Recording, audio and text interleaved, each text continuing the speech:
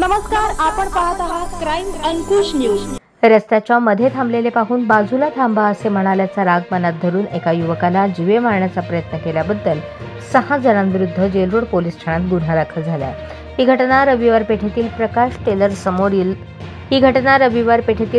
Teller दुकानासमोर 3 October रोजी मध्यरात्री 12:15च्या सुमारास घडली।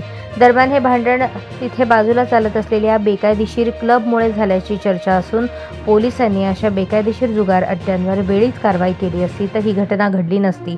याच क्लबमुळे यापूर्वीही अशा अनेक गंभीर घटना घडल्या असल्याचे परिसरातील नागरिक सांगत आहेत। जखमी श्रीनिवास दत्तात्रय मंजेली वय 34 याने दिलेल्या फिर्यादीवरून नागेश मंठाळकर, अनिल बिटकर, श्रीनिवास मुदगल, राजू जाधव, धीरज बंदपट्टे, राहुल मुदगल सर्व राहणार रविवार पेठ सोलापूर अशी गुन्हा दाखल झालेल्यांची नावे आहेत। यात हकीकत अशी, यातील फिर्यादी आणि फिर्यादीचा भाऊ सिद्धार्थ मंजेली असे मिळून फिर्यादी घरी जात असताना प्रकाश टेलर समोर वरील आरोपी हे रस्त्याच्या मध्ये थांबले होते।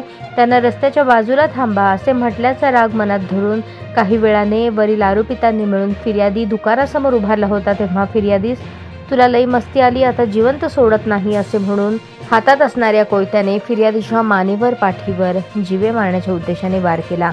त्यानंतर तुला आता जिवंत सोडत नाही, तुझा मर्डरच करते असे म्हणून आरोपी क्रमांक 1 ने फिर्यादीच्या डोक्यात व पायावर वार केला। आरोपी क्रमांक 3, 4, 5, 6 यांनी तुला जिवंत सोडत नाही, तुझा गेम वाजवतो असे म्हणून शिवीगाळ करत हाताने आणि लाथाबुक्क्यांनी मारहाण करून जीवे ठार मारण्याचा प्रयत्न केला। घटनेचा अधिक तपास सहाय्यक पोलीस निरीक्षक भांबिष्टे हे करत आहेत। न्यूज चॅनलला लाईक करा, शेअर करा आणि सबस्क्राइब करा।